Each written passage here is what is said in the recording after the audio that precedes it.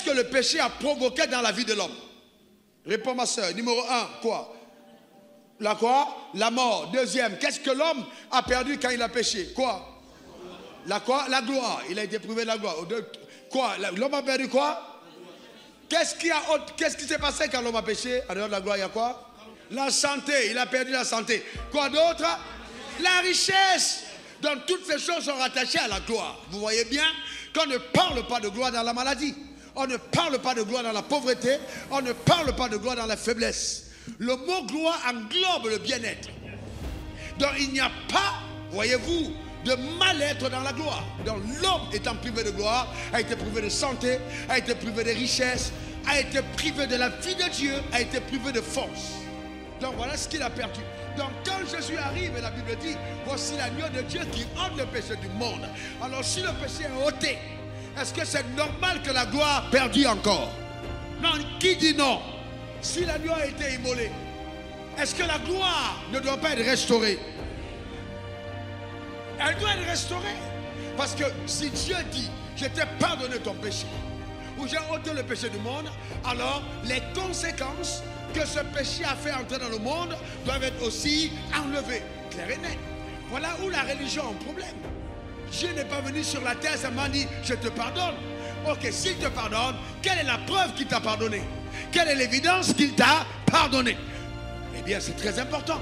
Il t'a pardonné, alors la restauration doit prendre place dans ta vie. Et là, je veux te dire que quand Jésus était sur terre, il a préparé les saints à ne pas penser qu'il était venu mourir pour les amener au ciel.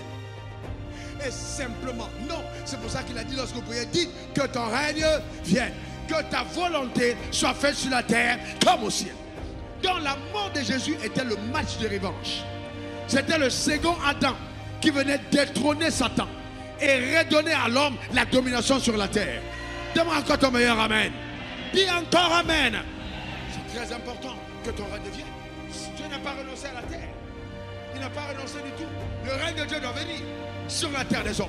D'abord sur la terre, dans ta vie, dans ta famille. Ce règne doit venir. Demande ton meilleur amen. Apocalypse 1, verset 10. Tu as fait d'eux un royaume et des sacrificateurs pour notre Dieu. Et ils feront quoi? Ils régneront où? Au ciel. On a dit ils régneront au ciel. Ils régneront où? Ça veut dire que Dieu n'a pas, voyez-vous, il n'a pas renoncé à la terre.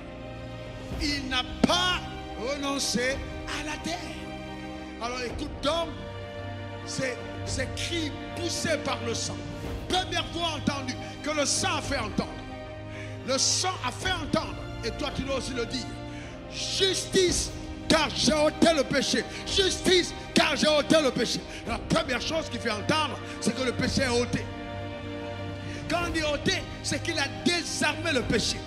Il a donné au péché de perdre tout son pouvoir. Parce que sans effusion de sang, il n'y a point de pardon de péché. Mais comme le sang a été versé, et que ce sang était sans péché, le péché a totalement été éradiqué. C'est pourquoi la Bible dit, il n'y a plus maintenant aucune condamnation pour ceux qui sont en Jésus-Christ. Donne-moi encore ton meilleur amen. Dis encore amen. Donc c'est pourquoi toi-même, il faut déclarer sur ta vie, Jésus a ôté les péchés du monde. Quand on a dit que le faible dise, et le pauvre dise, celui qui est malade dise, et celui qui a péché dise, voilà. Celui qui a péché dit quoi? Exactement. J'ai été justifié. Donc ce n'est pas parce que tu as commis un péché que le diable te fera entendre le contraire. Quand Satan parle, tu dis, tu n'as rien à voir avec moi car je suis juste. Et c'est ainsi que tu brises le pouvoir de la culpabilité. Parce qu'il a ôté le péché. Dis après moi, je suis juste. Encore. Et ça, c'est ce que le sang fait entendre. C'est ce que le sang fait entendre. C'est pourquoi aucune puissance satanique de la sorcellerie ne peut t'atteindre. Parce que ce sang parle à ton égard. Écoute-moi bien. Je vais te poser une question. Ça, c'est une révélation. Écoutez-moi bien. Qui a prié pour que les rochers s'effondrent?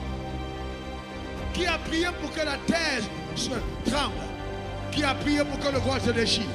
Il y a des choses qui arrivent dans ta vie sans ta prière. qui sont la conséquence de la voie du sang.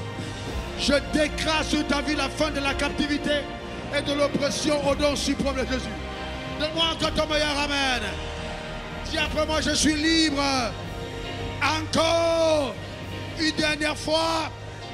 Aucun né de nouveau ne peut être détenu dans les prisons de Satan. Aucun.